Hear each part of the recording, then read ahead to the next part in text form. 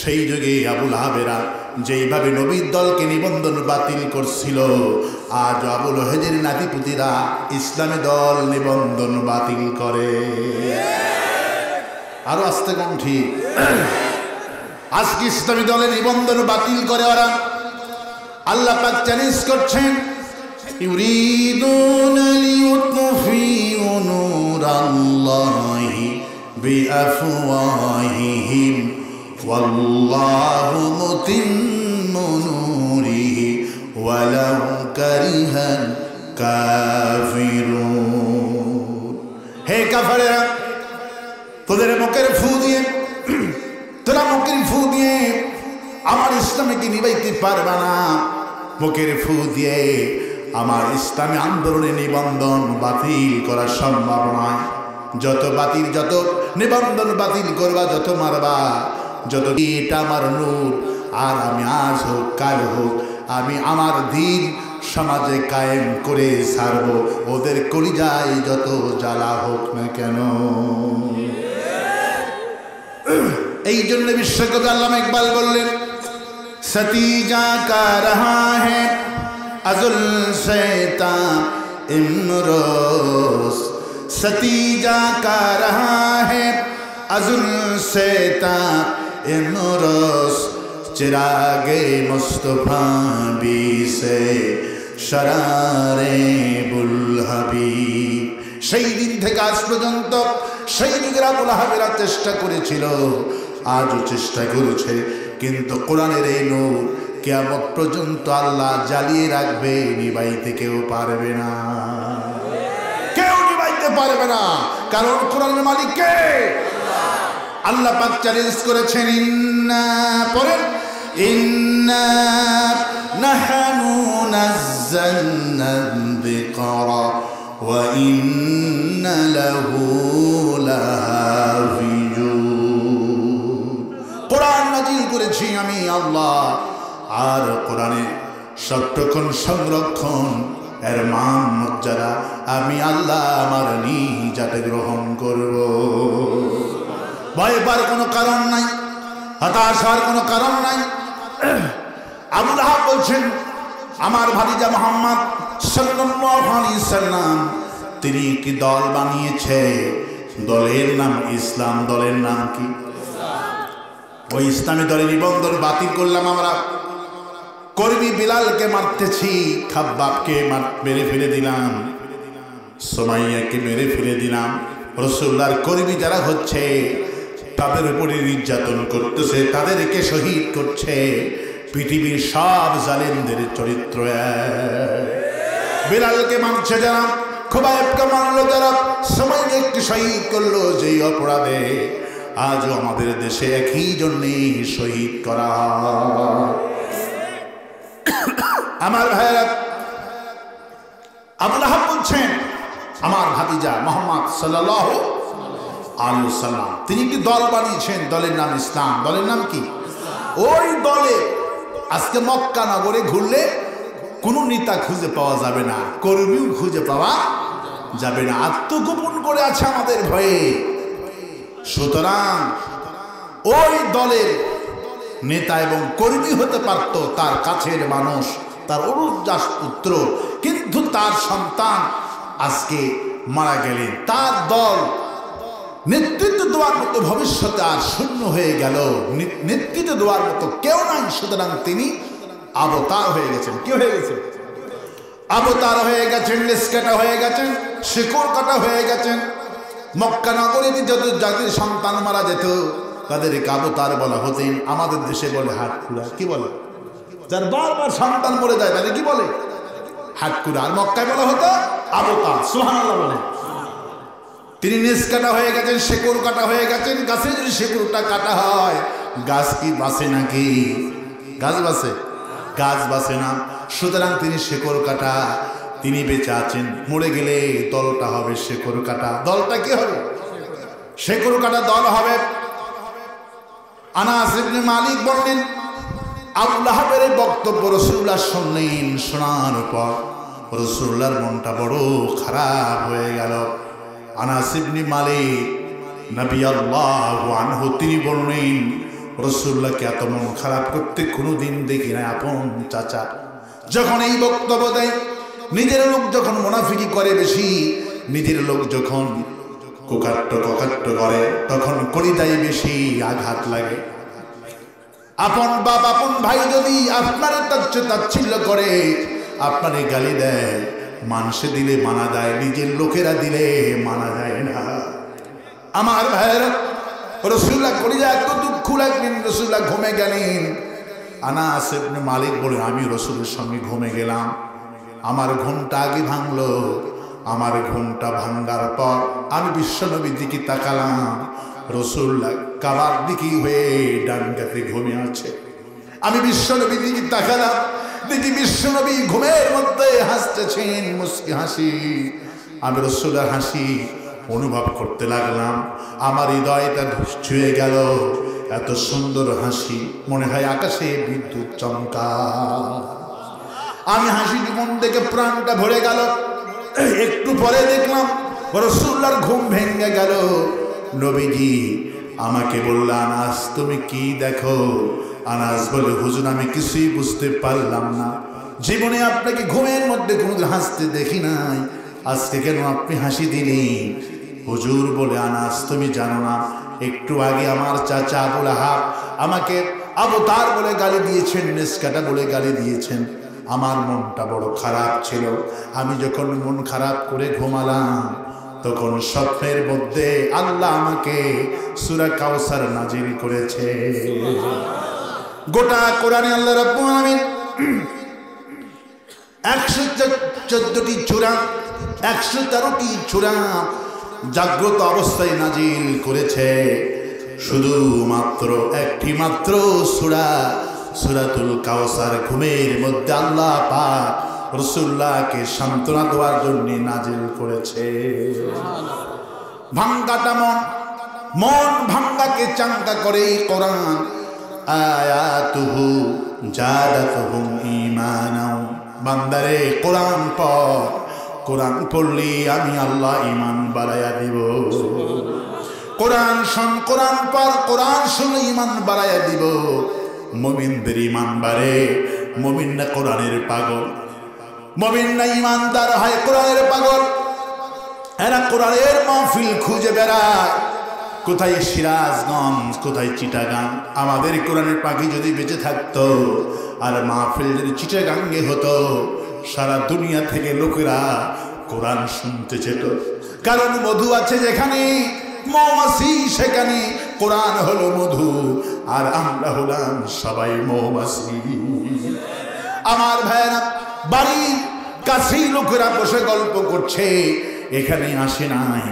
অনেক দূর থেকে একটা ছেলে দেখা করলেন, বলল হুজুর আমার বাড়ি এখানে নেই, অনেক দূর থেকে আপনার কোরআন শুনতে আসছি। তার মানে বোঝা গেল কোরআন পাগলেরা যত দূর হোক, এই মধু নামক কোরআন শুনতে চলে যায়। আয়াতুহু জাদাতুহুম ঈমানাও। বান্দা কোরআন শোন, বেশি করে কোরআন শোন। কোরআন শুনলে ঈমান আমি এমন বাড়াবো, ইয়াতাওয়াক্কালুন, এমনটা ঈমান বেড়ে যাবে, ফাঁসির মঞ্চে যাবে, রাষ্ট্রপতির কাছে ক্ষমা ভিক্ষা চাবে না। রাষ্ট্রপতির কাছে বলা হয়, ফাঁসি দেওয়ার আগে কোরআনের নেতাদেরকে বলা হয়েছিল ক্ষমা চাও, জীবনে মাফ করে দিব। কোরআনের নেতারা বলেছিলেন আমরা কোনো অপরাধ করি নাই, রাষ্ট্রপতির কাছে ক্ষমা চাইব না। ইয়াতাওয়াক্কালুন, আমাদের এগিন কেবলমাত্র কার কাছে? এই জন্য বিশ্বকবি কবি সম্রাট আল্লামা ইকবাল বললেন, বাতিল সে দবনি ওয়ালে আয়া সে মা নেহি হাম, বাতিল সে দবনি ওয়ালে আয়া সে মা নেহি হাম, সোবার কর চুকা হে তো ইমতিহা হামারা। এই আকাশ সাক্ষী, এই জমিন সাক্ষী, জমিনের উপরে মুমিনরা সাক্ষী। মুমিনদের জীবন যাবে, কোনোদিন কোনো ইসলামী আন্দোলন নেতারা জীবন গেছে, ফাঁসির মঞ্চে গেছে, রাষ্ট্রপতির কাছে, ওই জালেমদের কাছে মাথা নত করে নাই, মাথা নত করেনি। ইয়াতাওয়াক্কালুন, কোরআন শোনার পর ঈমানটা বাড়ছে। কি হয়েছে? প্রাণ খুলে মনিবের দরবারে শুকর আদায় করছি, যিনি দয়া করে মেহেরবানি করে কোরআনের মতো একখানি কিতাব শোনার তৌফিক দিয়েছেন। সেই রবের দরবারে প্রাণ খুলে সমস্ত শক্তি কণ্ঠের কাছে এনে জোরে সোরে চিৎকার করে পড়ছি আলহামদুলিল্লাহ। সবাই পড়ছি রব্বানা লাকাল হামদ হামদান কাসীরান তয়্যিবান মুবারাকান ফীহি ইয়া রাব্বি লাকাল হামদু কামা ইয়ানবাগি লিজালালি ওয়াজহিকা ওয়া আযীমি সুলতানিকা। আল্লাহুম্মা আতি নাফসি তাকওয়াহা আনতা ওয়ালিয়ুহা ওয়া মাওলাহা ওয়া খায়রা মান যাক্কাহা। লাখো কোটি দরুদ সালাম মানবতার মহান শিক্ষক সৈয়দুল মুরসালিন রাহমাতুল লিল আলামিন বিশ্ব নবী বিশ্ব নেতা জনাব মুহাম্মদ রাসূলুল্লাহ সাল্লাল্লাহু আলাইহি ওয়াসাল্লাম শাহজালালপুরবাসী সিরাজগঞ্জবাসী কোরআনে কারীম শুনতে আসতে পেরে খুশি না বেজার? খুশি না বেজার? কারা কারা খুশি নাই হাত তুলে দেখান।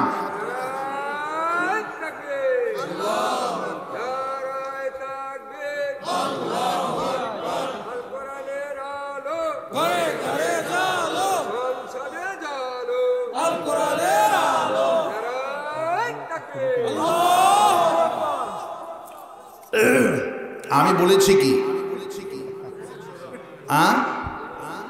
খুশি নাই কারা কারা? তারপর একটা তাকবীর হয়েছে আলহামদুলিল্লাহ।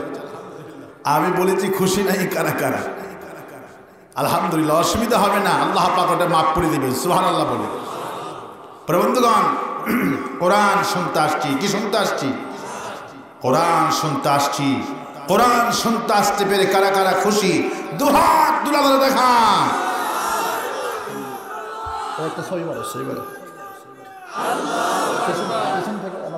হাত তোলেন, হাত তোলেন, সবাই হাত তোলেন।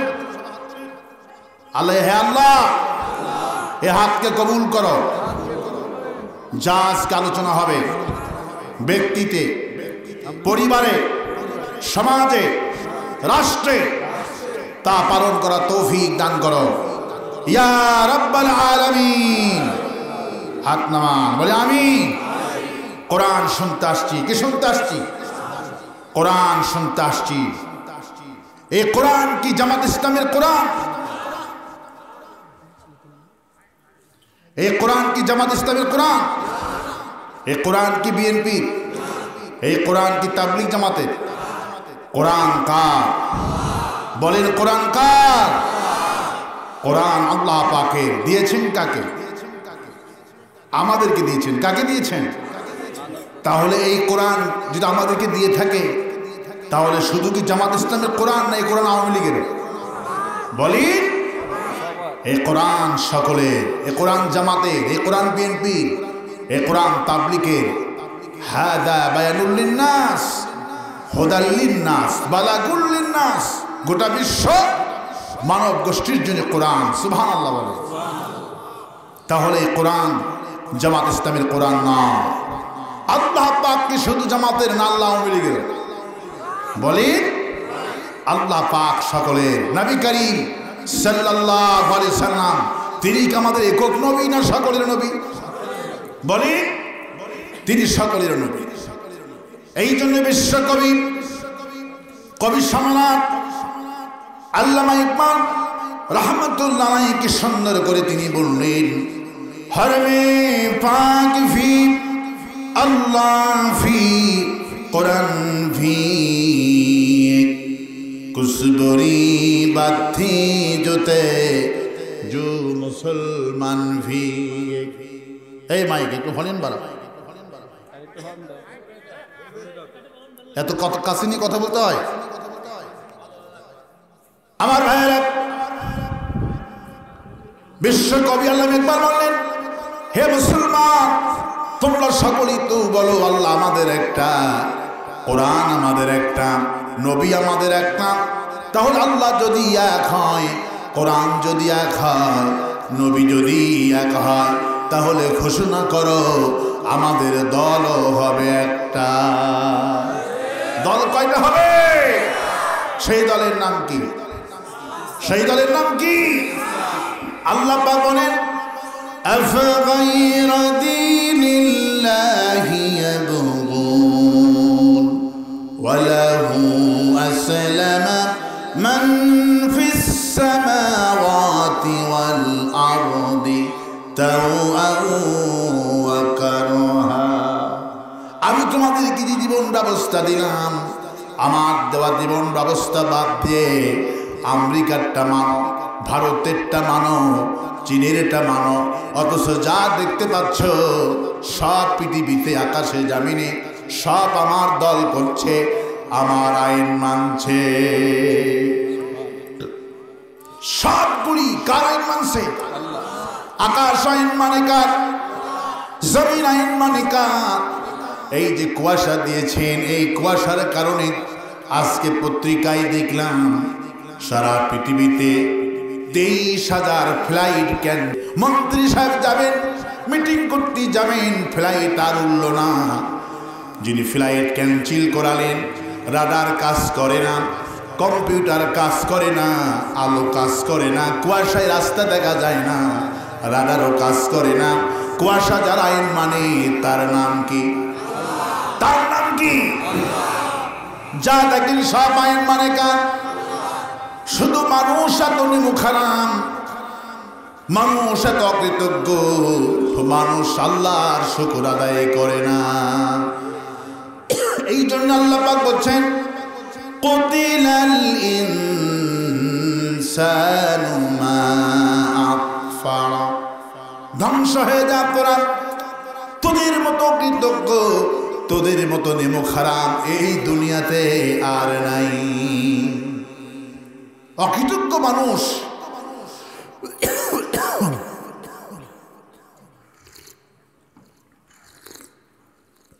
মাইক এগুটে কোথায় গেলে দাও, তোমাদের মাইক তো আসলে কোন মানের মাইক না, চেহারা শুধু সুন্দর, তোমাদের মাইকটা সুন্দর বানাও।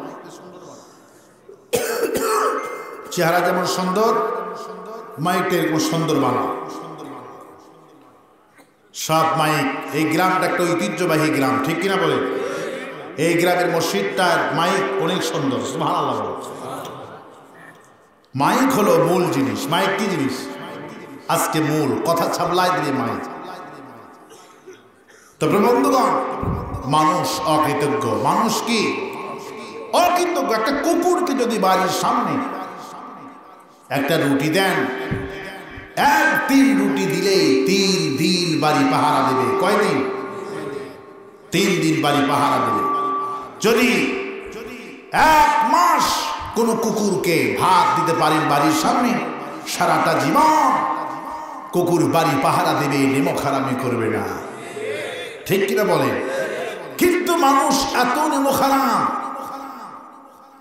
মানুষ আল্লাহর আইন মানছে না। কার আইন মানছে না? আল্লাহর আইন মানছে না, শুধু কোরআন শুনছে। কি শুনছে? চলো যাই মাহফিলে যাই, চলো যাই মাহফিল শুনি, শুধু মাহফিল নিয়ে ব্যস্ত। মাহফিল শুধু কোরআন শোনে, কিন্তু কোরআনের কর্মী হতে চায় না, ঠিক কিনা বলে? আজকে শপথ নিতে হবে, কোরআন শুনলে হবে না, কোরআনের কর্মী হতে হবে।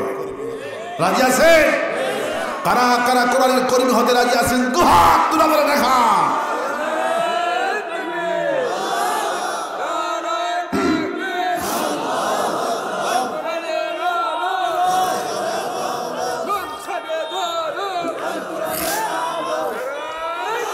আল্লাহ কবুল করুন বলে আমি, আর আসতে বলি আমি। 50টি বছর আমাদের কোরআনের পাখি, 60টি দেশ, এমন কোন জেলা নাই, এমন কোন বড় মাঠ নাই যেই মাঠে আমাদের কোরআনের পাখি যায় না। কিন্তু জাতি কোরআন শোনার পর বুঝলো কি? কিছুই বোঝে না। জাতি তার 13 বছর জেলখানায় বন্দি করে হত্যা করলো, ঠিক কিনা বলেন? প্রতিদিন আমরা মাহফিল করছি, প্রতিদিন বাংলাদেশে তাফসীর মাহফিল হচ্ছে, 2 কোটি লোক প্রতিদিন তাফসীর শোনে। কত কোটি? 2 কোটি লোক সামিয়ানা নিচে কোরআন শোনে, কিন্তু এই জাতির যে সে, ঠিক কিনা বলে? কোরআন শোনে ঠিকই, কিন্তু কোরআন বোঝে না। আমার দেশের প্রধানমন্ত্রী কোরআন খতম করে বছরে, শুনলাম তাহাজ্জুদ পড়ে। স্বামী উসমান নারায়ণগঞ্জের, উনি দৈনিক 90 রাকাত নফল নামাজ পড়ে। কি শোনেননি? উনি প্রতিদিন 90 রাকাত নফল নামাজ পড়ে, তাহাজ্জুদ পড়ে, কোরআন খতম করে, কিন্তু কোরআন পড়ে, নামাজ পড়ে, কিন্তু কোরআন বোঝে না। সমস্যা কোন জায়গায়? কোরআন না বোঝার জন্য। অবস্থা কি এমন হয়েছে, একটা ছেলের বয়স 30 বছর, ওজন 120 কেজি। কত কেজি? 120 কেজি ওজন।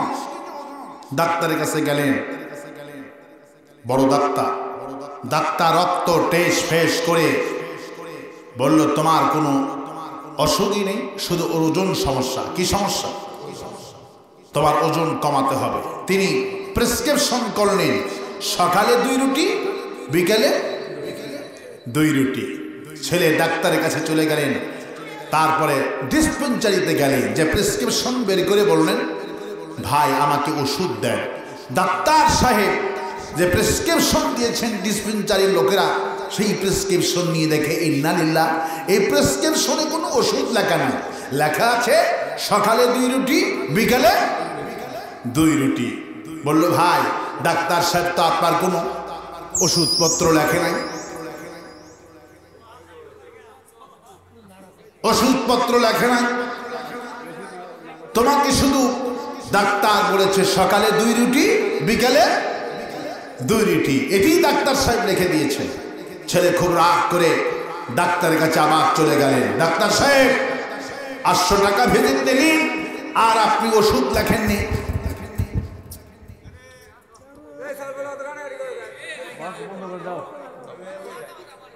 এখন সুন্দর আছে, আর কিছু করার দরকার নেই, এখন আলহামদুলিল্লাহ, আর কিছু দরকার নেই, আলহামদুলিল্লাহ, তোমার চেষ্টা সাকসেস হয়েছে, আলহামদুলিল্লাহ বলো। ও চায় যে আমার সুনাম হোক, আল্লাহ তোমার সুনাম এমনি বাড়াই দেবে, ঠিক কিনা বলেন? আল্লাহর প্রতি তাওয়াক্কুল করো, আল্লাহ তোমার মাইক ভালো বানাই দিছে, আলহামদুলিল্লাহ বলো। বন্ধুগণ, ছেলে ডাক্তারের কাছে আবার প্রেসক্রিপশন নিয়ে হাজির।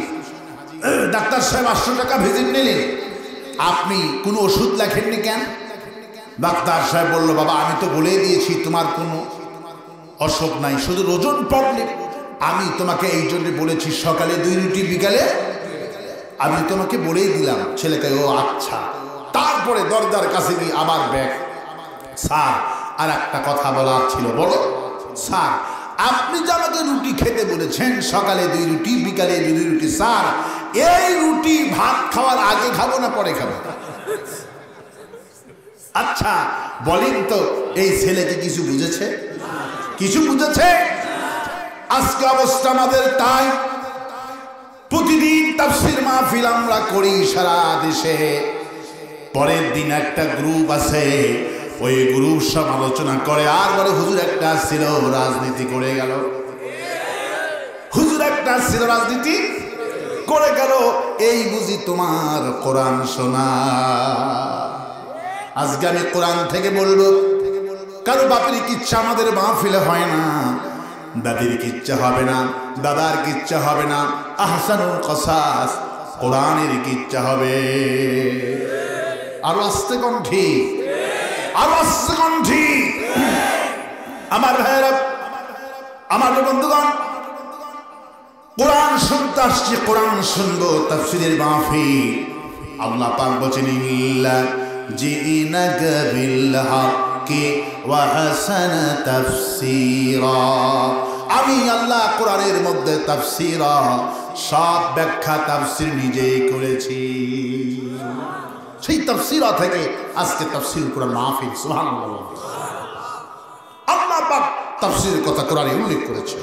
আমি আজকে আলোচনা করার ইচ্ছা পোষণ করেছি সবচেয়ে ছোট সূরা, যার চেয়ে আর ছোট সূরা হয় না, সূরা আল কাউসার। সুবহানাল্লাহ। 108 নম্বর সূরা। কয় নম্বর? 108 নম্বর। আমার সাথে সবাই গলা ছেড়ে দিয়ে একযোগে পড়েন, আউযু বিল্লাহি মিনাশ বিসমিল্লাহির রহমানির রহিম। ইন্না আ'তাইনাকাল কাউসার ফাসাল্লি লিরাব্বিকা ওয়ানহার ইন্না শানিয়াকা হুয়াল আবতার। সুবহানাল্লাহ। হে নবী, আমি আপনাকে কাউসার দিয়েছি। কাউসার মানে হলো প্রচুর। কাউসার মানে কি? প্রাচুর্য, প্রচুর। সুবহানাল্লাহ বলো। এই সূরা নাযিল করলেন যখন রাসূলুল্লাহর সন্তান মারা গেল, তখন একটা নয়, দুটি নয়, 4টি সন্তান মারা গেলেন রাসূলুল্লাহ তো কান্না কানলেন। আবুল কাসেম নামে যে সন্তানটুকুন মারা গেলেন, রাসূলুল্লাহ আবুল কাসেমকে গোসল করাতেছেন, চোখের পানি দরদর করে পড়ছে। নবীজি আবুল কাসেমকে গোসল করে চোখের পানি আটকাতে পারলেন না। চোখের পানি দিয়ে দাঁড়িয়ে ভিজে ভিজে রাসূলুল্লাহর বুকগুলি ভিজে যাচ্ছে। সাহাবীরা দেখলেন রাসূলুল্লাহ কাঁদলেন। সাহাবীরা দূরে চলে আসেন, রাসূলুল্লাহ আপনি না বললেন কান্দা যাবে না, কান্দেন কেন? নবীজি বললেন, সন্তান মরবে, বাপ মরবে, ছেলে মারা যাবে, মা মারা যাবে, আল্লাহ আমাকে কাঁদতে নিষেধ করেন নাই। আল্লাহ আমাকে বলেছেন হুজুর কান্দা যাবে, কিন্তু বুক থাবড়ানো যাবে না, চুল আঁচড়ানো যাবে না, বিলাপ করা যাবে না, কিন্তু মরে গেলে চোখের পানি ফালানো যাবে। সুবহানাল্লাহ। সন্তান মরলেন, দুঃখ বেশি না কম? বেশি না কম? একটি সন্তানও বেশি রইল না। রাসূলুল্লাহ মাটি দিলেন, বাড়িতে চলে আসলেন। পরের দিন রাসূলের আপন চাচা আবু লাহাব পররাষ্ট্রমন্ত্রী, আবু জেহেল প্রধানমন্ত্রী, পররাষ্ট্রমন্ত্রী আবু লাহাব আপন চাচা পার্লামেন্টে চলে গেলেন। পার্লামেন্টে যাওয়ার পর তিনি একটি জোরালো বক্তব্য দিলেন পার্লামেন্টের ভিতরে। মানুষ সংসদ সদস্যবৃন্দ, আজকে আপনাদের জন্য সুখবর আছে। সবাই কান খাড়া করলেন। নবীর চাচা কাছে আজকে কি খবর আছে? সবাই বলেন খবরটা কি? বলল মুহাম্মদ সাল্লাল্লাহু আলাইহি ওয়াসাল্লাম অবতার হয়ে গেছেন, লেজ কাটা হয়ে গেছে, শিকড় কাটা হয়ে গেছেন। আমরা তো তার দল করি না, নতুন করে একটা দল বানাইছে। ওই দলের নিবন্ধন আমরা বাতিল করেছি। সেই যুগে আবু লাহাবেরা যেইভাবে নবীর দলকে নিবন্ধন বাতিল করছিল, আজ আবু লাহাবের নাতিপুতিরা ইসলামী দল নিবন্ধন বাতিল করে। আরো আস্তে কোন ঠিক? আজকে ইসলামী দলের নিবন্ধন বাতিল করে ওরা। আল্লাহ পাক চ্যালেঞ্জ করছেন, ইউরিদুনা লিইউতফিউ নূরাল্লাহি বিআফওয়াহিহিম ওয়াল্লাহু মুতিম্মু নূরিহি ওয়ালাউ কারিহাল কাফিরুন। হে কাফেররা, তোরা মুখের ফু দিয়ে আমার ইসলামকে নিবাইতে পারবে না। মুখের ফু দিয়ে আমার ইসলামী আন্দোলনের নিবন্ধন বাতিল করা সম্ভব নয়। যত নিবন্ধন বাতিল করবা, যত মারবা, যত এটা আমার নূর, আর আমি আজ হোক কাল হোক আমি আমার দিন সমাজে কায়েম করে ছাড়ব, ওদের কলিজায় যত জ্বালা হোক না কেন। এই জন্য বিশ্বকবি আল্লামা ইকবাল বললেন, সতীজা কা রহা হ্যায় আজুল শৈতা ইমরোজ, সতীজা কা রহা হ্যায় আজুল শৈতা ইমরোজ, চিরাগে মুস্তফা বি সে শরারে বুল হাবিব। সেই দিন থেকে আজ পর্যন্ত সেই যুগের আবু লাহাবেরা চেষ্টা করেছিল আজও চেষ্টা করেছে, কিন্তু কোরআনের এই নূর কিয়ামত পর্যন্ত আল্লাহ জ্বালিয়ে রাখবে, নিভাইতে কেউ পারবে না, কেউ নিভাইতে পারবে না। কারণ কোরআনের মালিক কে? আল্লাহ পাক চ্যালেঞ্জ করেছেন, ইন্না পড়েন, ইন্না নাহনু নাযালনা যিকরা ওয়া ইন্না লাহু লাহাফিজুন। কোরআন নাজিল করেছি আমি আল্লাহ, আর কোরআনে সত্যক্ষণ সংরক্ষণ এর মান মর্যাদা আমি আল্লাহ আমার নিজাতে গ্রহণ করব। ভয় পাওয়ার কোনো কারণ নাই, হতাশ হওয়ার কোনো কারণ নাই। আবু লাহাব বলছেন, আমার ভাতিজা মুহাম্মদ সাল্লাল্লাহু আলাইহি সাল্লাম তিনি কি দল বানিয়েছে, দলের নাম ইসলাম। দলের নাম কি? ওই ইসলামী দলের নিবন্ধন বাতিল করলাম আমরা। কর্মী বিলালকে মারতেছি, খাব্বাবকে মেরে ফেলে দিলাম, সুমাইয়াকে মেরে ফেলে দিলাম। রাসূলুল্লাহর কর্মী যারা হচ্ছে তাদের উপরে নির্যাতন করতেছে, তাদেরকে শহীদ করছে। পৃথিবীর সব জালেমদের চরিত্র বিলালকে মারছে যারা, খুবাইবকে মারলো যারা, সুমাইয়াকে শহীদ করলো যেই অপরাধে আজও আমাদের দেশে একই জন্যে শহীদ করা হয়। আমার ভাইয়েরা, আবু লাহাব বলছেন, আমার ভাতিজা মুহাম্মদ সাল্লাল্লাহু আলাইহি ওয়াসাল্লাম তিনি কি দল বানিয়েছেন, দলের নাম ইসলাম। দলের নাম কি? ওই দলে আজকে মক্কা নগরে ঘুরলে কোনো নেতা খুঁজে পাওয়া যাবে না, কর্মীও খুঁজে পাওয়া যাবে না, আত্মগোপন করে আছে আমাদের ভয়ে। সুতরাং ওই দলের নেতা এবং কর্মী হতে পারত তার কাছের মানুষ, তার অনুজাস পুত্র, কিন্তু তার সন্তান আজকে মারা গেলেন, তার দল নেতৃত্ব দেওয়ার মতো ভবিষ্যতে আর শূন্য হয়ে গেল, নেতৃত্ব দেওয়ার মতো কেউ নাই। সুতরাং তিনি অবতার হয়ে গেছেন। কি হয়ে গেছেন? অবতার হয়ে গেছেন, লেজ কাটা হয়ে গেছেন, শিকড় কাটা হয়ে গেছেন। মক্কা নগরে যত জাতির সন্তান মারা যেত তাদেরকে অবতার বলা হতেন। আমাদের দেশে বলে হাটকুড়া। কি বলে?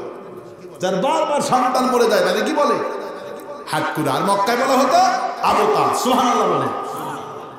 তিনি নেজ কাটা হয়ে গেছেন, শেকড় কাটা হয়ে গেছেন। গাছে যদি শেকড়টা কাটা হয় গাছ কি বাঁচে নাকি? গাছ বাঁচে? গাছ বাঁচে না। সুতরাং তিনি শেকড় কাটা, তিনি বেঁচে আছেন। মরে গেলে দলটা হবে শেকড় কাটা। দলটা কি হবে? শেকড় কাটা দল হবে। আনাস ইবনে মালিক বললেন, আবু লাহাবের বক্তব্য রাসূলুল্লাহ শুনলেন। শোনার পর রাসূলুল্লাহর মনটা বড় খারাপ হয়ে গেল। আনাস ইবনে মালিক রাদিয়াল্লাহু আনহু তিনি বললেন, রাসূলুল্লাহকে এত মন খারাপ করতে কোনোদিন দেখি না আপন চাচা। যখন এই বক্তব্য দেয়, নিজের লোক যখন মুনাফিকি করে বেশি, নিজের লোক যখন কোকাট্ট করে, তখন কলিজায় বেশি আঘাত লাগে। আপন বাপ আপন ভাই যদি আপনার তাচ্ছিল্য করে, আপনারে গালি দেয়, মানুষে দিলে মানা যায়, নিজের লোকেরা দিলে মানা যায় না। আমার ভাইয়েরা, রাসূলুল্লাহ কলিজা এত দুঃখ লাগলেন, রাসূলুল্লাহ ঘুমে গেলেন। আনাস ইবনে মালিক বলে, আমি রাসূলের সঙ্গে ঘুমে গেলাম, আমার ঘুমটা আগে ভাঙলো। আমার ঘুমটা ভাঙ্গার পর আমি বিশ্বনবীর দিকে তাকালাম, রাসূলুল্লাহ কাবার দিকে হয়ে ডান কাতে ঘুমিয়ে আছে। আমি বিশ্বনবীর দিকে তাকালাম, দেখি বিশ্বনবী ঘুমের মধ্যে হাসতেছেন, মুস্কি হাসি। আমি রাসূলের হাসি অনুভব করতে লাগলাম, আমার হৃদয়টা ছুঁয়ে গেল। এত সুন্দর হাসি, মনে হয় আকাশে বিদ্যুৎ চমকায়। আমি হাসি মন দেখে প্রাণটা ভরে গেল। একটু পরে দেখলাম রাসূলুল্লাহর ঘুম ভেঙে গেল। নবীজি আমাকে বলল, আনাস তুমি কি দেখো? আনাস বলে, হুজুর আমি কিছুই বুঝতে পারলাম না, জীবনে আপনাকে ঘুমের মধ্যে কোনোদিন হাসতে দেখি নাই, আজকে কেন আপনি হাসি দিলেন? হুজুর বলে, আনাস তুমি জানো না, একটু আগে আমার চাচা আবু লাহাব আমাকে অবতার বলে গালি দিয়েছেন, নেসকাটা বলে গালি দিয়েছেন। আমার মনটা বড় খারাপ ছিল। আমি যখন মন খারাপ করে ঘুমালাম, তখন স্বপ্নের মধ্যে আল্লাহ আমাকে সূরা কাউসার নাজিল করেছে। গোটা কোরআনে আল্লাহ রাব্বুল আলামিন 114টি সূরা 113টি সূরা জাগ্রত অবস্থায় নাজিল করেছে। শুধুমাত্র একটি মাত্র সূরা সূরাতুল কাউসার ঘুমের মধ্যে আল্লাহ পাক রাসূলুল্লাহকে সান্ত্বনা দেওয়ার জন্য নাজিল করেছে। ভাঙ্গাটা মন ভাঙ্গাকে চাঙ্গা করে কোরআন। আয়াতুহু জাদাতুহুম ঈমানাও। বান্দারে কোরআন পড়, কোরআন পড়লি আমি আল্লাহ ঈমান বাড়ায়া দিব। কোরআন শোন, কোরআন পড়, কোরআন শুনলে ঈমান বাড়ায়া দিব। মুমিনদের ঈমান বাড়ে। মুমিন না কোরআনের পাগল, মুমিন না ঈমানদার হয় কোরআনের পাগল। এরা কোরআনের মাহফিল খুঁজে বেড়ায়, কোথায় সিরাজগঞ্জ, কোথায় চিটাগাং। আমাদের কোরআনের পাখি যদি বেঁচে থাকতো আর মাহফিল যদি চিটাগাঙ্গে হতো, সারা দুনিয়া থেকে লোকেরা কোরআন শুনতে যেত। কারণ মধু আছে যেখানে, মৌমাছি সেখানে। কোরআন হলো মধু আর আমরা হলাম সবাই মৌমাছি। আমার ভাইরা, বাড়ির কাছেই লোকেরা বসে গল্প করছে, এখানে আসে নাই। অনেক দূর থেকে একটা ছেলে দেখা করলেন, বলল হুজুর আমার বাড়ি এখানে নেই, অনেক দূর থেকে আপনার কোরআন শুনতে আসছি। তার মানে বোঝা গেল কোরআন পাগলেরা যত দূর হোক এই মধু নামক কোরআন শুনতে চলে যায়। আয়াতুহু জাদাতুহুম ঈমানাও। বান্দা কোরআন শোন, বেশি করে কোরআন শোন। কোরআন শুনলে ঈমান আমি এমন বাড়াবো, ইয়াতাওয়াক্কালুন, এমনটা ঈমান বেড়ে যাবে। ফাঁসির মঞ্চে যাবে, রাষ্ট্রপতির কাছে ক্ষমা ভিক্ষা চাবে না। রাষ্ট্রপতির কাছে বলা হয়, ফাঁসি দেওয়ার আগে কোরআনের নেতাদেরকে বলা হয়েছিল ক্ষমা চাও, জীবনে মাফ করে দিব। কোরআনের নেতারা বলেছিলেন আমরা কোনো অপরাধ করি নাই, রাষ্ট্রপতির কাছে ক্ষমা চাইব না। ইয়াতাওয়াক্কালুন, আমাদের এগিন কেবলমাত্র কার কাছে?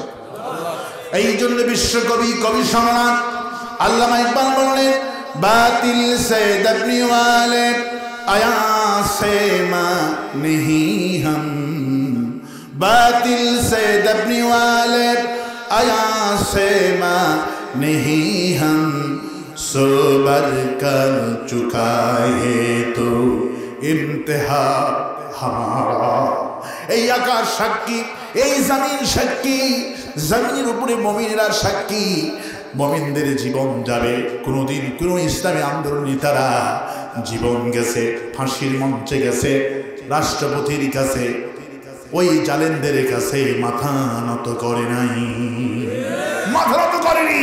ইয়াতাওয়াক্কালুন, কোরআন শোনার পর ঈমানটা বাড়ছে। কি হয়েছে? ঈমান বেড়ে গেছে। আমার ভাইয়েরা, রাসূলুল্লাহ বললেন আমি ভাঙ্গা মন নিয়ে যখন আমি ঘুমে গেলাম, আল্লাহ পাক আমার ভাঙ্গা মনটাকে চাঙ্গা করার জন্য সূরা কাউসার নাজিল করেছে। ইন্না আ'তাইনাকাল কাউসার, হে নবী আমি আপনাকে কাউসার দান করেছি। এই কাউসার পে বসে থাকেন না, ফসল্লি লিরাব্বিকা ওয়ানহার, নামাজ পড়ার কুরবানি করেন। ইন্না, নিশ্চয়, শানিয়াকা, আপনার শত্রু হুয়াই তারাই আবতার লেসকাটা। সুবহানাল্লাহ। আল্লাহ পাক প্রতিবাদ করলেন। কোরআনটা কিছু নয়, কোরআনটা হলো প্রতিবাদের কিতাব। সুবহানাল্লাহ বলেন। রাসূলুল্লাহকে আবতার বললেন, আল্লাহ প্রতিবাদ করলেন, ইন্না শানিয়াকা হুয়াল আবতার। হুজুর নিশ্চয় আপনার শত্রু তারাই লেসকাটা, শিকড় কাটা। কোনো টেনশন করবেন না, এই কাউসার পাবে তারা। কাউসারটা হলো অত্যন্ত মিষ্টি, সুমধুময়, মধুর চাইতে মিষ্টি, যা কল্পনা করা যাবে না। আর হলো এই কাউসারটা হলো অত্যন্ত সাদা, ইনটেকেট করা, একদম প্যাকেটে করে দিয়েছেন আল্লাহ। কিন্তু রাসূলুল্লাহ বললেন এই কাউসার পাবে তারা, আমার দল করবে যারা। এই কাউসার পাবে তারা, কোরআনের দল করবে যারা। কোরআনের দল ছাড়া কোনোদিন কাউসার পাওয়া যায়? সারা জীবন বিএনপি করল, নৌকার টিকিট কি কপালে জুটবে নাকি? কি জুটবে? সারাদিন আওয়ামী লীগ করলো, সারা জীবন আওয়ামী লীগ করলো, ধানের শীষ মার্কা পাবে নাকি? পাবে? এই দুনিয়াতে এক দল হয়ে আর এক দলের কাছে আশ্রয় প্রশ্রয় পাওয়া যায় না। সারাটা দিন যদি বিএনপির মিছিল করে, তারেক জিয়া ভয় নাই, রাজপথ ছাড়ি নাই, খালেদা জিয়া ভয় নাই, রাজপথ ছাড়ি নাই। তোমার উপর হামলা হলে আমরা কিন্তু নাই। ঠিক না বলো?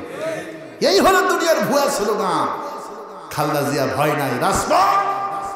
তোমার বাড়ির সামনে বালু টিরা থাকলে আমরা কিন্তু নাই। ঠিক কিনা বলো? এই দুনিয়া হলো বাস্তব। সারাটা দিন যদি বিএনপির মিছিল করে, সন্ধ্যার সময় আওয়ামী লীগের অফিসে যেয়ে বলে ভাইয়েরা সারাটা দিন বিএনপির মিছিল করেছি, দারুণ কষ্ট হয়েছে আমার, এক গ্লাস চা দাও। আওয়ামী লীগের লোকেরা দিবে নাকি? দেবে? কেন দেবে না?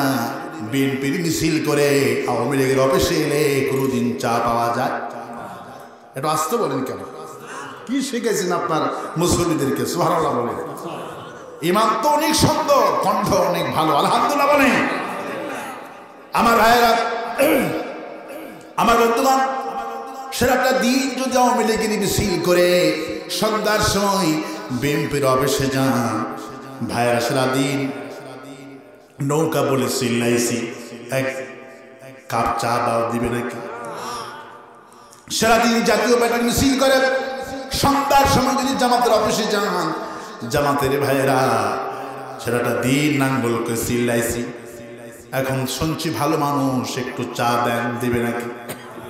এই দুনিয়াতে ক্যানভেস করে, বিএনপির ক্যানভেস করে মিছিল করে আওয়ামী লীগের কাছে চা পাওয়া যায় না। আওয়ামী লীগের মিছিল করে বিএনপির কাছে গেলে চা পাওয়া যায় না, নিরাপত্তা পাওয়া যায় না, আশ্রয় প্রশ্রয় সহযোগিতা পাওয়া যায় না। সুতরাং নবীর দল না করে তারা হাউজে কাউসার পাবে না।